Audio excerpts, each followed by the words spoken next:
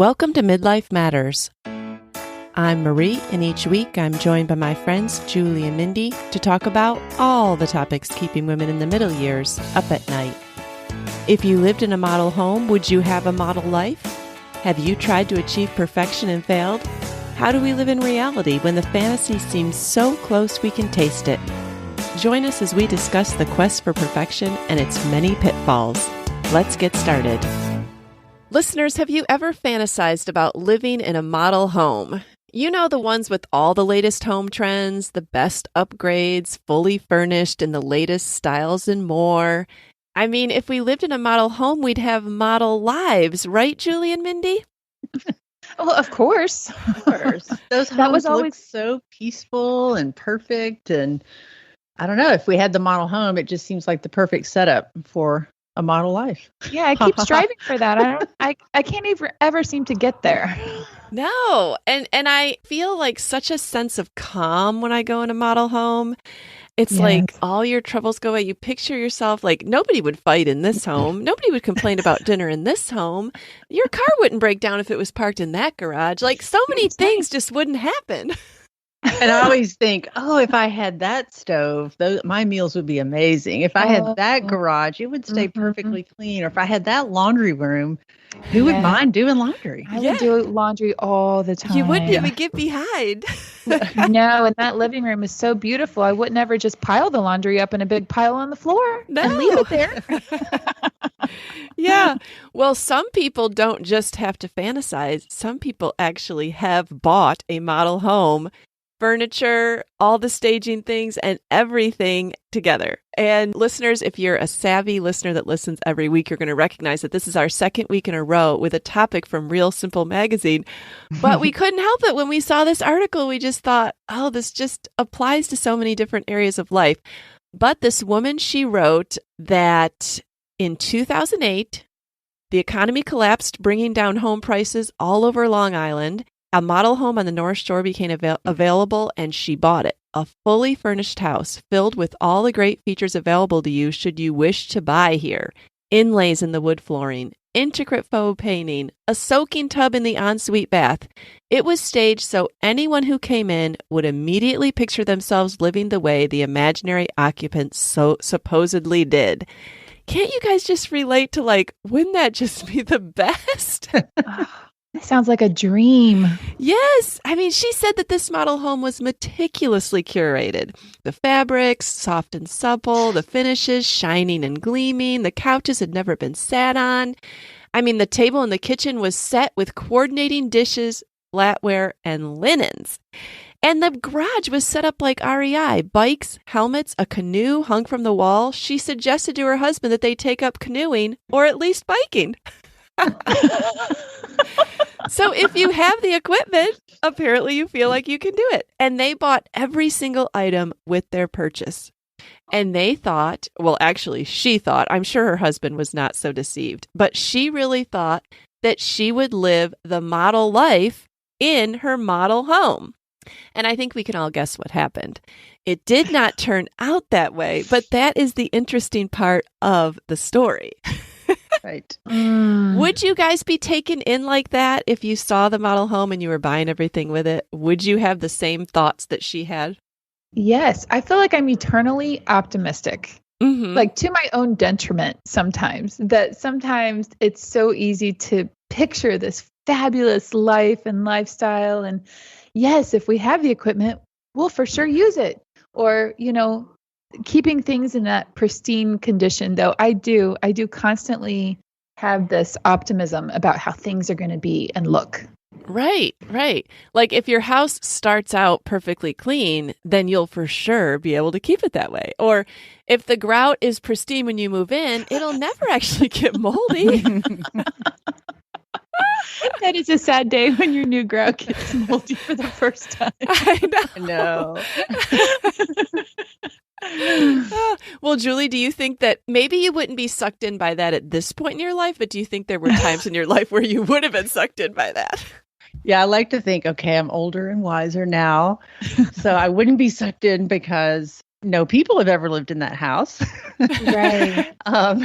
And no pets. So, but yes, definitely in my younger years, that was always the dream because I loved going to home shows and seeing, not just like buying a home and looking at a model, but going to those home shows where you walk through 5 or 6 homes that are just over the top, decorated. And that's just fun to kind of fantasize about that perfect life. Yes. That can never be, but it's fun to dream about.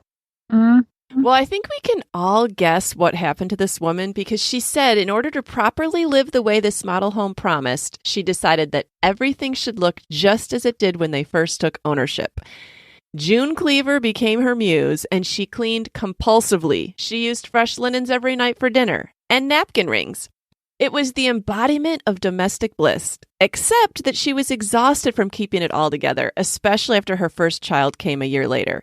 There was no time to rest, no time to sit down on the overstuffed armchairs. There was simply too much to maintain, this aura of being like the model family who would live in this model home. Can't you just see that happening, Yes. as it happens to all of us? Well, I think that we can all relate, and we'll tell a little bit more about her story later. But what are the times in your life where you thought, okay, I'm about to live in a model home scenario? And it doesn't have to be that you were moving into a new house, but we have this in a lot of different areas of our lives. Like a model life, you mean? Yes, model life. Well, I had a couple of things that came to mind. And the first one was a 2-week vacation at the beach. To me, I had talked because we went to the beach every year. And every year I always said, I wish we could stay a little bit longer. Like, wouldn't it be awesome if we could stay 2 weeks? That would just be the ultimate. And we did it one time. And I'll just say it was less than model. Oh, wow. But it was still really fun. But things did not go as planned. And that was kind of a vacation that we still laugh about because we took our boat down. Well, the car broke down on the way down. And so we had to leave the boat on the side of the road, get towed. We get to the house and my son steps in fire ants early in the morning, waking all the neighbors. And then we had to evacuate the house in between the 2 weeks because a hurricane came. Oh my goodness. Oh, Julie. So that was a really, I'm glad we had 2 weeks because so much happened that we needed to recover from. Right. A little traumatic, actually. Yeah. It was all fine, but it was, it just, I just thought that was going to be the ultimate. And another thing that just happened was I always think of that with a new car. John just got a new car last month. And y'all, 3 days, he owned it 3 days. He drove into Baskin-Robbins, opened his door. He had 1 foot on the ground and a car pulled in and hit his door. No. Yeah. And so it was in the shop for 2 weeks. Had to have a whole new door. And, every time we bought a new car, I think you really convince yourself that if you do it right and you're diligent, that you can keep that new car smell and that carpet clean forever. And then I remember once we were carpooling and a girl threw up in our car. And there's nothing like someone else's kids throw up in your car. Yeah, that's bad. And one time our son spilled chocolate milk in the carpet. Well, that never goes away. And then one time we found a dirty diaper under the seat. Well, there's just no getting rid of that, Yes. Life happens, you guys. Oh my goodness. Yeah. And don't you think about nurseries too? Like, I think that's just a huge temptation to make them so idealistic. Yes. And then you think about it, you're putting a little body in there that has no control over their bodily functions. Right. And, it's this beautiful carpet and paint and bed linens and of all rooms, that probably needs to have linoleum flooring. And, be like minimalist and like all wipeable surfaces. Sheets the color of poop. Yes, it's brown sheets, yellow carpet. I know. I do remember when I first had Abby, and I just had these visions of waking up in the morning fully rested with like butterflies and sunshine and rainbows. And I would look at my beautiful new daughter and say, what do we want to do today? And we would go for walks and we would laugh and giggle and we would play with dolls as she got older. And man, her first year was like me dying to my daily dying to the dreams that I would have. And I thought, how do people do this? Like people have more kids after going through this. Like, this is awful. She's not sleeping. She cries all the time. She doesn't like the car. Like, people tell me, oh, go for long rides and they'll fall asleep. No, she hated the car. It took until Abby could talk before she would stop crying. She was so irritated at the world that she couldn't tell it what to do. Yeah, you hear people say like, oh, you have a fantasy about marriage, and when you get married, it's not going to live up to it. I didn't find that was such a letdown as much as how I fantasized what motherhood would be. Like, I read all these books, and it's so fun to read about things in books. Because you can close your book and think, that's exactly how it's going to turn out for me. Or I know that now, so that's what I'll do.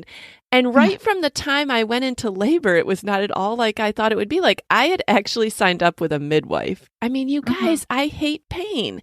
I don't know what I thought it would actually be like.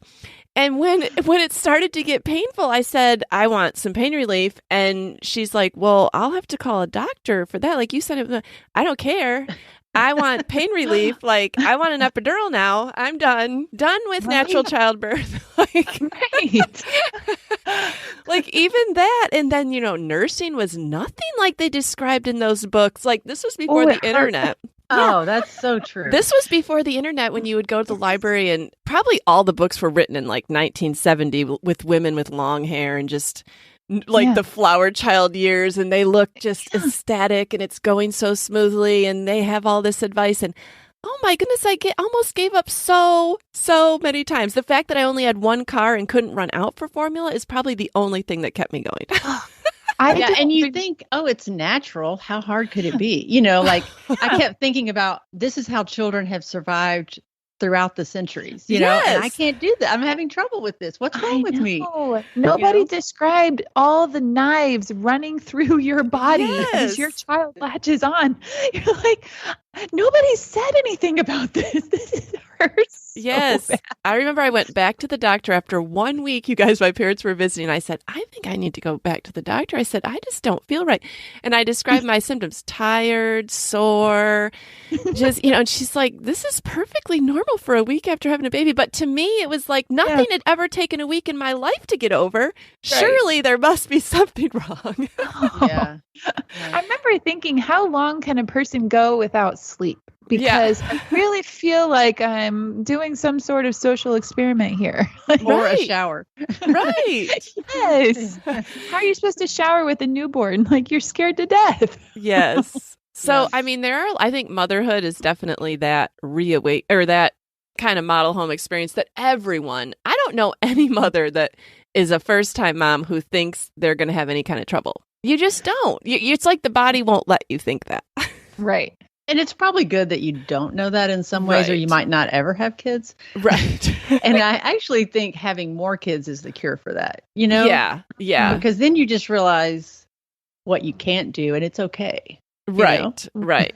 I do remember, though, during Abby's first year of life, also thinking I could keep up my home beautifully. Mm-hmm. And so I was like this woman in the article where I wasn't sleeping. I could barely get a shower, but I thought, I have to still make dinner for my husband. I'm staying home.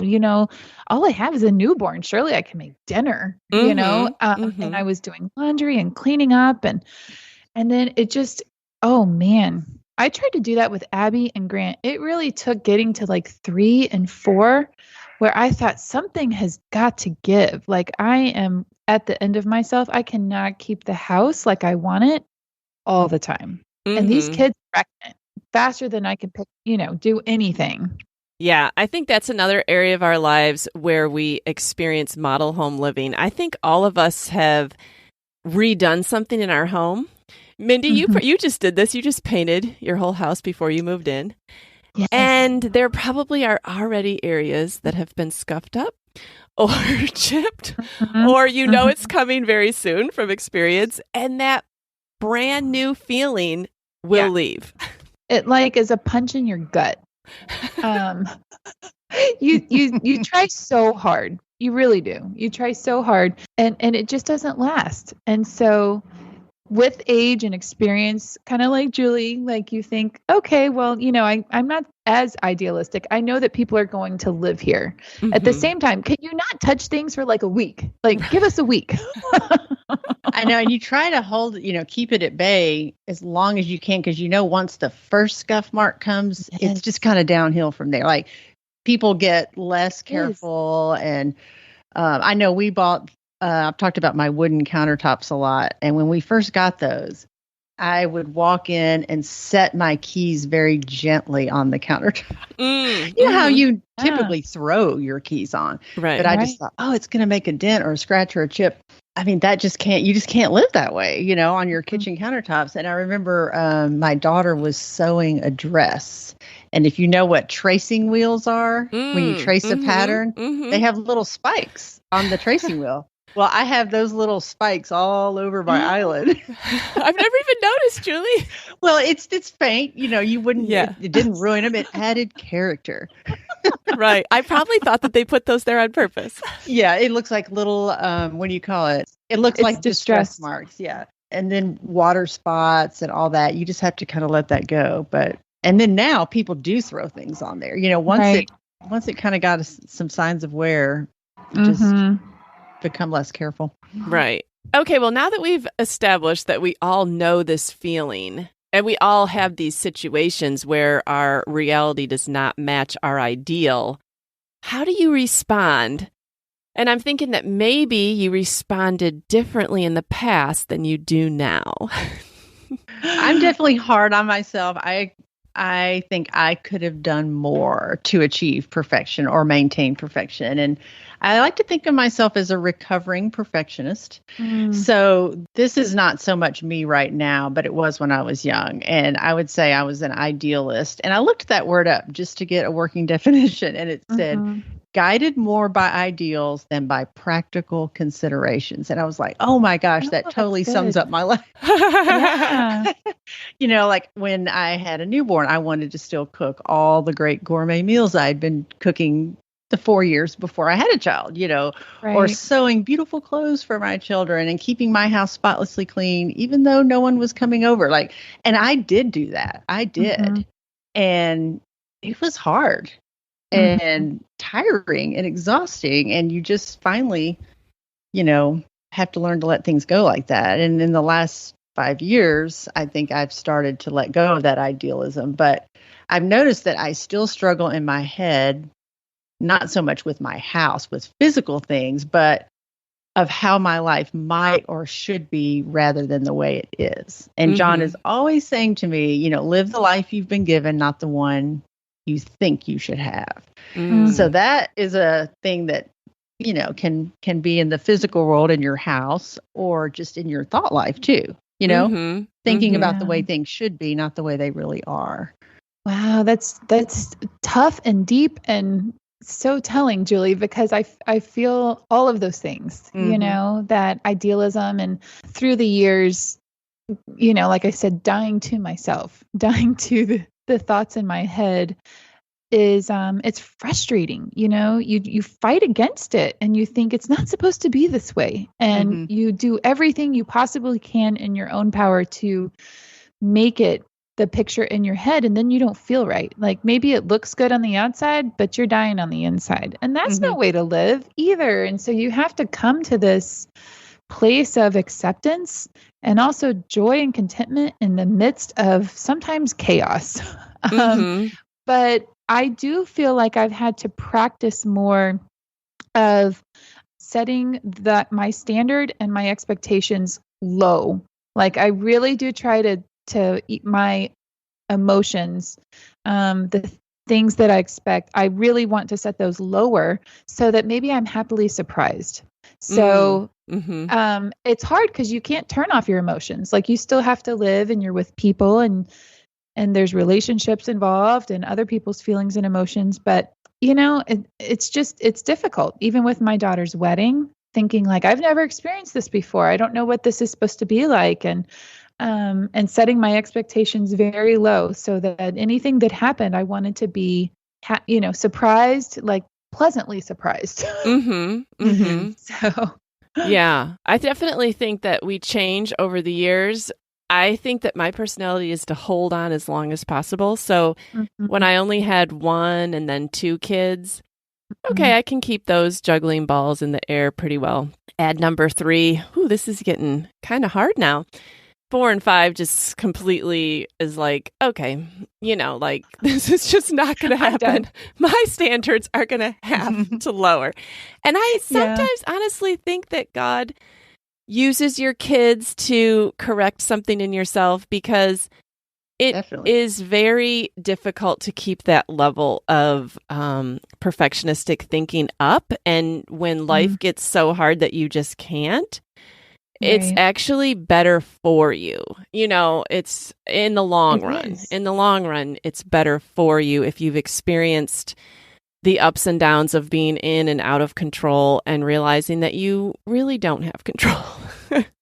Yeah. Aren't all those situations like in your face to they do point out what very little control you have over your circumstances and over your life. And so to be able to try to find some contentment, like I think of the book of Ecclesiastes, where he's saying everything is meaningless. And you think, he's talking about life and joy it's vapor, it's hevel, and it's something you can't grasp. Okay. Like your fingers are trying to grab a hold of a mist, and that's life. We're constantly trying to fit it into a box that we can control and that it's consistent and there's routine, and it is not that way. Well, and I think we think about things that have to be a certain way, and then you wonder, like, who even really cares about this? Like, I remember staying up late the night before Easter because I hadn't finished smocking this outfit that my child was going to wear, and the Easter eggs and what we were going to have for the meal, and I don't know, I just held such a high standard for myself. To have all that and to have that certain, look that I wanted my kids to look like. And then when David came along, the third one, it was like, he did have some hand-me-downs to wear, but he didn't really get all that, it just didn't matter anymore. Well, I'm thinking that you go through stages, almost like stages of grief. Like, I'm thinking of your vacation story, Julie. At first, you were probably like tense, anxious, mad. Okay, this is not going the way it's supposed to be. Of all the times for our car to break down, seriously, now is the time after I've fantasized about this 2-week trip, and then some more things pile on. You're like, okay, well, what could possibly be next? Then you are like, okay, adjust expectations. You're kind of in a bad mood. Your husband's probably like, come on, Julie, we can still make this fun. And you're thinking, but let's make the best of it. Yeah, it doesn't match what I thought it would be at all. Then by the time you get to like evacuation and fire ants, you're like, okay, fine, I guess I'll just throw my hands up and laugh, because what else can I do? Right. Yeah. And so you're okay once you can start to laugh about it. Right. Yes. But I don't think we can move right from the disappointment to the laughter. It takes each of us a certain amount of time to pass through as we see the dream vacation slip from our hands. We try to grasp. Yeah. Try to salvage something from it. Yes. Right. All right. Well, what mistakes have you made trying to get to the ideal? Okay, one of the mistakes I would have made on your vacation story, Julie, is just I would get angry.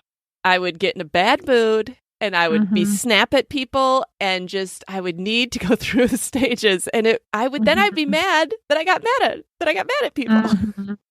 Yeah, and just asking why did it have to happen? Like you said, why of all times, did this have to happen? And just questioning, and like, why can't it be perfect? And I guess the thing I've learned over the years is we'll never get to the ideal here in this life. And going back to the model home, early on, that would have seemed very ideal. But I've learned over the years that I enjoy the process. So I don't think I would ever want to move into a model home because I would be so bored. Right.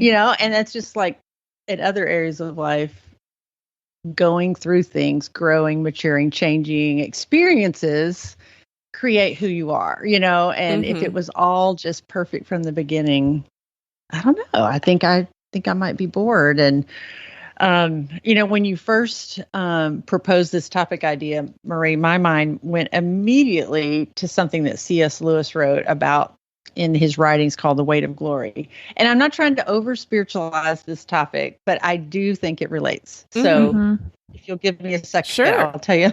Yeah. All right. He talks about this inconsolable longing that all of us have in our heart, and we don't even know what it's for. And, it's kind of inexpressible. And he says it's kind of a bittersweet feeling, and it can be triggered by a newborn baby, or just something really beautiful in nature, or recalling a childhood memory, or for me, maybe having all my adult kids together and watching them laugh. It's different for everybody. And he said some people might dismiss this as just like nostalgia, but Lewis says this is an intrinsic part of human nature because God has placed the desire for himself in our hearts. So he says the bittersweetness comes because these actual places and events and things never fully satisfy. They're only glimpses of things that we really, really desire, something more beautiful, more perfect, and more lasting. And I'll just quote him here. He said, "These things are like the scent of a flower that we've not yet found, the echo of a song we've not yet heard, or news from a country we've never visited." So God has kind of wired us in this way to draw our hearts out beyond the present world into the ultimate realities that aren't here yet. And this is kind of where my mind goes a lot more as I've gotten older, and as this world, as beautiful as it is, disappoints. And do you ever find yourself feeling this way? Something is just so wonderful. You just kind of realize in the moment how wonderful it is, but you're a little sad or melancholy too, because it won't last. Yes, you just want more of it. And you can't have it here. Your kids are going to go home, or the vacation will end, or those flowers will die, Right. Yes. And I just thought that's neat that God has put that in our heart. And it says, I think it's Ecclesiastes 3:11, God has put eternity into man's heart. So I don't know, I just thought somehow that all related to this, that even perfect here is not perfect. It's not lasting. I've just experienced that in a profound way, actually. You guys know our journey. It took a lot for us to get into this home, and years of transition and just upheaval in our family's life over the past 4 years. So when we moved into this house, I had that feeling of joy, of peace, of, blessing after chaos, of such abundant blessing. And everything about the house and the neighborhood and the town just brought me to tears. It was so good and so joyful. And then 1 week later, we had to leave and travel to go to a wedding. And so it took us on the road again. And transition, it felt like again. And I came back and I didn't feel quite the same way with the house. And I thought, I feel like, and then I really struggled. I thought, I missed, the feeling of joy, of peace, but it's like life kept going forward. I couldn't just stop and bask in it and sit on my back porch and write just about how wonderful things were. Yeah. Because, things continue to move forward, continue to happen. And it's still life. And I very much have longed for that. We all have that feeling that you described. And I love that you brought that up, Julie, because we will always have some sort of pain or grief with any joy that we have in life. And so it's just that there's always a tearing away when you're given something new. And so it's hard to couple those things. And it's only the time that I spend with the Lord where I surrender my will. Even this morning I'm writing, Lord, help me surrender my will and my to-do list, because you have purpose for me and I'm getting lost in all of the things. Yeah. Well, Julie and I, we were talking a little bit about this topic last night, and we were saying that one of the pitfalls that happens to us when we're trying to keep the perfection is we won't use things, or we won't experience them, or we'll save them until they're useless because we're waiting for the perfect occasion. Or if I might get a new piece of furniture and I don't really want people to use it, and then I sell it years later in basically new condition. But I could have used and enjoyed it. And meanwhile, it went out of style. I didn't even like it anymore. And Julie, you were saying about your tea. Yeah, I bought this special tea in London, and I just loved the store I bought it in and the memories, around that trip. And I just love tea. And that's been 2 years. I found the bag in the cabinet the other day. Like it's worthless now. Like it's dried up and flavorless, But I just kept saying, oh, that's just too nice to drink right now. Like I don't have the perfect moment to drink it. And I just kept, drinking my cheaper Trader Joe's tea that I could get every day, Right. Yeah. So, and I do that with clothes too. I just that shirt's too nice to wear. I might get a spot on it. Well, yeah. What good is it serving me in my closet? That's just such a weird, there's some psychology in there. I don't know what it means, but no, I do the same thing, Julie. And what amazes me is when I can see people who don't live like that. Like my oldest daughter does not live like that. She uses her things. And I was with her and she bought her daughter a cute little dress and it was adorable. But for me, if I ever bought my kids any really super cute clothes, then I saved them for a special occasion. And she brought her daughter over the other day and it was 4th of July, but the fancier part of it was out of the way. And now we were going to be like going to a field for fireworks and like not the kind of thing where you'd usually wear a cute dress. And Pepper was wearing the cute dress. And I said, oh, is Pepper wearing that to the fireworks? And she goes, yeah. And I thought, well, that's great because she looks adorable. But it was like, I'm so glad that you feel the freedom to just use something because you like it. And if she rips it crawling around on the stones or whatever, like, you know what I'm saying? But I just can never get to that point in my life, I don't feel like, unless I really am conscious and intentional. My first instinct is to wait for the perfect occasion, Julie. Yeah, it's like, oh, there's going to be a big mustard stain on that dress and then we'll never get to wear it again. Yeah. Yes. It took me a long time. So with my home here, we did have it all painted and I knew that we were going to be here longer than a year, right? I'm like savoring being in a home and I'm wanting to put down roots. Well, since it had just been painted, I didn't want to put any holes in the wall. Well, if you guys remember the last couple times I've moved, everything's up like within a couple of days. Yeah. Because I didn't know how long I would be there. I think instinctively I was like, I don't want to rush this because I want to stay. Yeah. And so I wasn't decorating. And I told you guys that Bryce and I had that conversation where he was like, what are you doing, Mindy? And I'm like, nothing. Well, Abby and Joey called and they surprised us and they came for 4th of July weekend and we were completely thrilled. Well, the day that they came, I decorated almost the whole house. Oh my goodness. That lit a fire under you, Mindy. And I just thought, you know what? I can't keep saving these perfect walls. It might not be right. I might not enjoy that decoration right there, but I have to live in this house. It was really hard though, to go around and do that. It is. Yes. Julie just had her kitchen cabinets painted with a gorgeous green. And I said, it's been about a month, Julie. Have you gotten a scratch on it yet? Oh, yeah, because they still had to come back and paint something and that, had never been painted because it was kind of late coming in. And when they came, I was like, oh, there's a few touch-ups you need to do. And I was like, I don't know if these were touch-ups from you guys or from what we've already, done to it. But I marked them all so they could touch them up. But yeah, it's like that first scratch is just going to kill me because. Yes. Well, what do you guys romanticize or fantasize about model home stages? Because in the future, because I think we think that we're going to outgrow this. And yet I don't know if we ever will. Obviously, Julie, C.S. Lewis says we never will. No. Like one of the things I fantasize about is, and why are women so obsessed with the model home? I don't know. It's just so relatable to me is I think, okay, all my kids will move out and I'll either redo my house or I'll buy a brand new house and then I'll just keep it pristine and peaceful.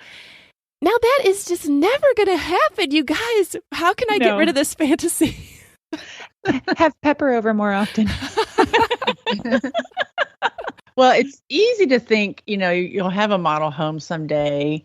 But what I'm realizing is to get that, it means people are leaving the house. And it's like getting to that model house stage in reality, where no one lives there. And it's just easier now after having two older kids actually leave the house to see that exchange is not all it's cracked up to be. Like I'd much rather have people over the perfection. Like my youngest son still lives here at the house while he's going to college, and his bathroom and bedroom are just a wreck all the time. Now he takes care of all his laundry and he does clean things up after it gets even too bad for him. Yeah. But occasionally I'll go up there and I'll look at it all and I'm tempted to think, oh, I wish this could just stay clean and the bed made like I like it, folded back and the pillow shams up there. And I walk away and think, you know what, there'll be a time where it'll be like that, but that means David won't be in there. So it's easy now. Like when 15 years ago, when I had small children, that's just too long to say, oh, someday I'll miss this. But now I really know that and believe it, so. Yes. Every time I walk by Isaac's room this summer and it is an absolute wreck, I think, well, and now it's down to like 4 weeks. In 4 weeks, I'll clean it and then he won't be home for a couple months. So don't wish it away, because there is that dichotomy in motherhood for sure. And my stage right now is things have just really picked up with my brand new 15-year-old son today. He just got his learner's permit this morning. I've got another driver in the house, but he can't drive yet. So this is my last year. I can already feel the clock ticking. I'm in the car all the time, driving him to and from work, or Nathan, the boys with practices, or when they start school or church activities. And I'm in the car all the time, and I'm getting, frustrated by that. And then I think, but you only have a year until Jacob's driving on his own. And right now I get those conversations, but it comes with a lot of gas and a lot of time in my minivan. And so I realize, like, Abby and Grant have left, like, enjoy this, even though it's difficult for me. Yeah. Well, what advice do you have for somebody listening? Did you guys come up with any pithy advice that we can give to listeners, or do you just have to live your life and come to these conclusions about what advice do you have for someone striving for the model home? I would say that perfectionism doesn't have to all be negative, a negative way to think through things. If you really can make things better, to improve yourself, to improve your life. But it's harmful if your striving is more about what other people will think. Right. I think that's the big difference. Obviously, we want to get better at things and do things better and improve things. It's just maybe your motivation is key. Yeah, model home to me now, it's an internal thing. It's not an external thing at all. Yeah. Because it's how people feel when they enter your home. It's how you feel in your home. It's how your family functions in your home. It's more about the relationships than it is about the things. And so being able to have contentment there, and like Julie said, do what you can do to make your life work for the stage that you're in. But if your dining room needs to be a playroom right now, and that makes your life a lot easier because you've got a little baby or toddler and you can't cook unless you can see your kid right there, do it. Who cares what people walk in the front door and your kid has loved life all day long in the front of your house or whatever. That might be your model home stage right now. Right. Yeah. And I would just say, like, from our stage of life, when you look back at the things that we've stressed about wanting a model life for, I think all of us would say it was not worth the stress. No one even remembers whether we did a great job at that. Like, the memory of your vacation, how you guys felt together those 2 weeks, Julie, is much more important than the fact that you had to drop an obscene amount of money on a car repair and you forget about that part and you still have the memory of your time together. Yeah. I'll say all the fabulous meals that I made over the years, nobody remembers those. But do you know what people remember, what meals they remember? the Thanksgiving where the turkey didn't cook. That is the one meal they remember.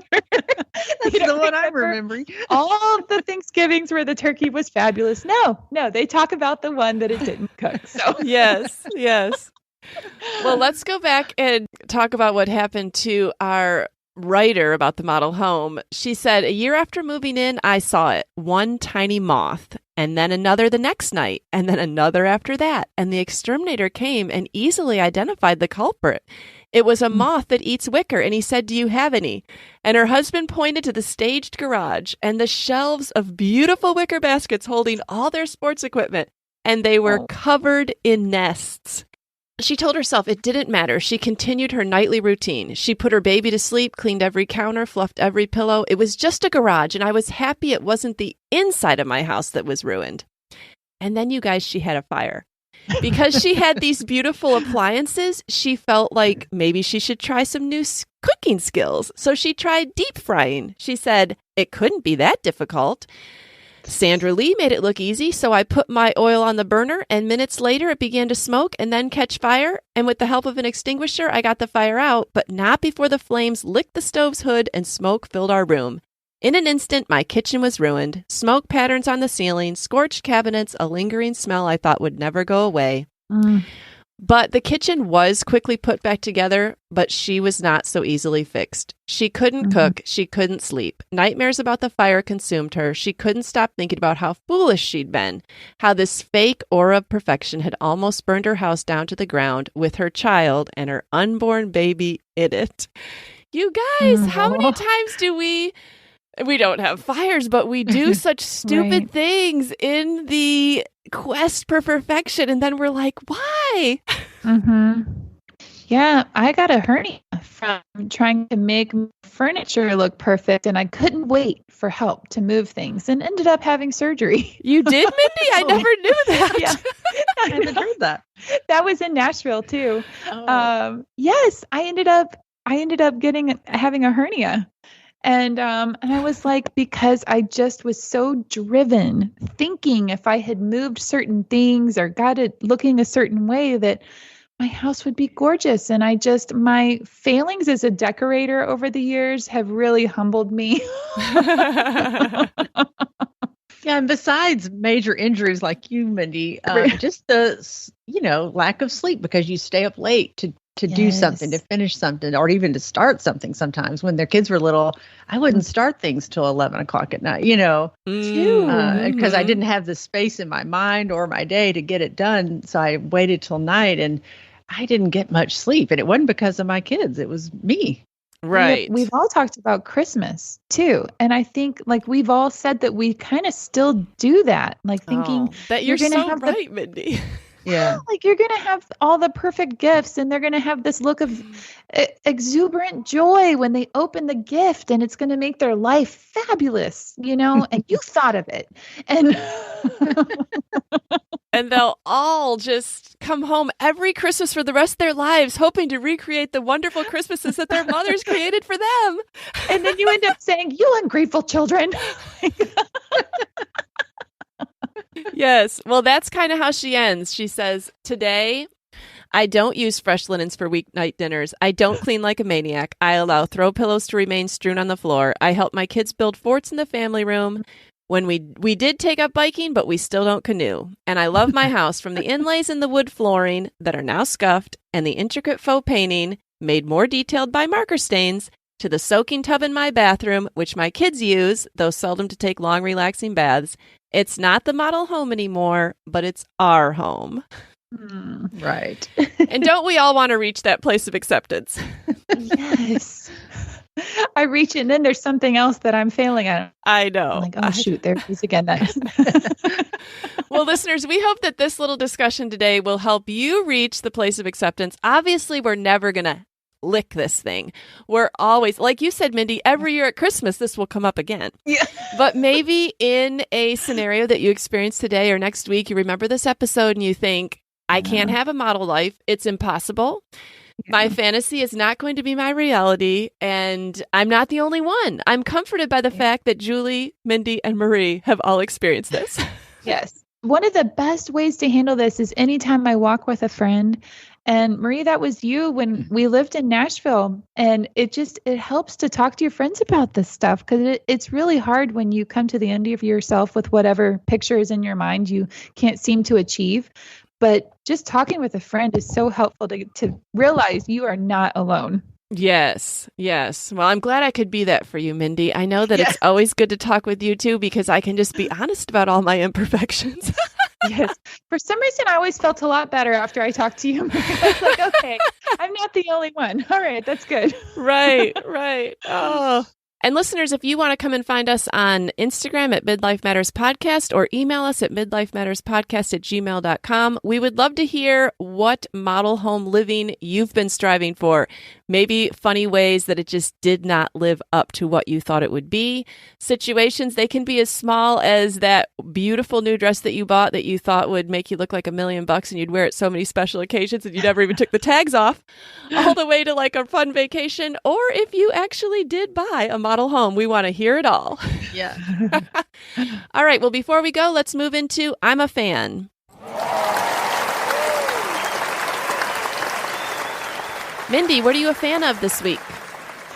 Right. So since we're always trying to reach perfection, with everything that we do, one of those things is grilling steaks. You want to be able to grill a wonderful steak. And so my favorite seasoning is what I want to share for I'm a Fan. It's McCormick's Grill Mates, and it's the Brazilian Steakhouse. It's a marinade mix. And so it's just so easy to get a good tasting steak when you use a good marinade. So to me, it's like the perfect mix of kind of a sweet and peppery kind of spice on the steak. And so it's super easy. The directions on the back. You just mix the packet in with like a little bit of red wine vinegar, oil, and water. And then you marinate it for, 30 minutes to a couple of hours. And it just tastes so good. I love it. My favorite steak marinade. That sounds great. I feel like I know that's going to be good because, Mindy, one time we ate at your house, and you may not even remember this, but you used the Grill Mates chicken marinade. And I still buy and use that to this day for chicken thighs because it was so good, so easy, but I've never tried the steak one. Yes, that's the mesquite flavor, Marie. Yes, and I that's the still one I use buy. that. Like, that is my go-to grilling chicken marinade. So this is my favorite steak one. Now, there's a lot of different flavors when you go and you're looking at all those packets or whatever. But this Brazilian Steakhouse one is my favorite steak flavor. Okay. I've never seen the packets. I've just seen the bottles. So are they in the same section? In a different section. So that's why. Because for some reason, the bottles, I have a harder time. I mean, I'm sure you could still mix it with the same stuff, but for some reason, the packet makes it turn out good. I'm not reinventing the wheel. Okay. I'm afraid to mess with the process. Yeah, Right. I'll look for that. Yeah. Well, Julie, what are you a fan of this week? All right, I'm a fan of a new clothing article that I did buy off Instagram, but I only did it because someone else recommended it first. A real live person this time. A real life person, my friend Judy, our friend Judy. Okay. And it's called a rip skirt. Have you seen those? No, but it sounds No. intriguing. Yeah, it says Rip Skirt is an eye-catching, versatile wrap skirt made with a soft, supple, water-shedding fabric. It packs small, it dries quickly, and it's wrinkle-free. Oh. And you can pick your length. They have 1, 2, 3, and 4. 1 is lot of leg, 2 is little leg, 3 is nice shins, and 4 is sweet feet. Oh, that is so funny. So I got the 2, little leg, and they have all these prints, and it doesn't feel quite like bathing suit material, but it is, it's not a natural fiber. Oh. And I spilled something on it the other day and it just wiped off. Oh. It just kind of repels water and it wraps really completely. So if the wind's blowing, you don't have to worry about, Yeah. it's going to be revealing. So, Yeah. and it has Velcro, so you can kind of adjust it. Like if you're between sizes, you can get a good fit just because there's room to adjust it. And I have one and I ordered a second one yesterday. Now, I have to see a picture of this because this this sounds like it would not be flattering at all. But if this looks good, like I need to know about this. Yeah. Now the nice shin one, I do not like. Okay. Nice shins. Okay. It looks more like a beach cover up to me, like not a skirt that you would wear. Got But it. I like it because they don't look like skirts. They look like I could wear this skirt to dinner, but I could also walk in it, exercise in it. Oh, well, definitely we're going to put a link to that in our show notes because I have not had a wraparound skirt probably since I was in like elementary school, but I do like the look of them. Yeah, and then they kind of advertise like if you're at the beach, you don't have to step into something with sandy feet because it just wraps around you and it pulls off. So if you wore it as a bathing suit cover up or I really want to see this. Yeah. I love those names too. All right. Well, I'm a fan of an author, Jessica Strouser, Strawser, and I feel like our guest from our reading episode, Cheryl Alt, might have texted me this author. Maybe that's how I found it, so I want to give her credit.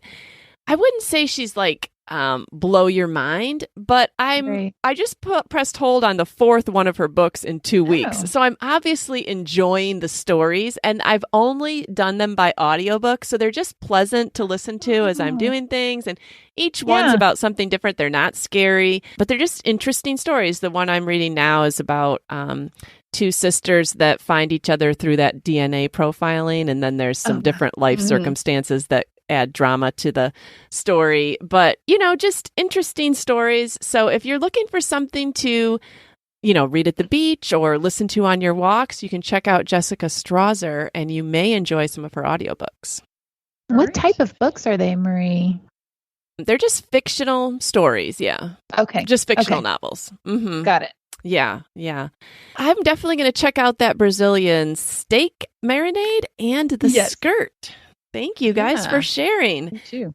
Listeners, we hope you enjoyed this episode. We hope it comforts you as your next break from model home living comes, and be sure to come and find us and share. Julie and Mindy, thanks for joining me this week.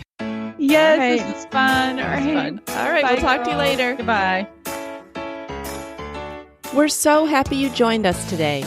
You can find the show notes for this episode at midlifematterspodcast.com. Also, please tell a friend about the show and help them hit the free subscribe button on their favorite podcast app. Be sure to follow us on Instagram at Midlife Matters Podcast. That's where we post pictures and stories about all the things we talk about in each episode. Thanks for listening, and we'll see you next week.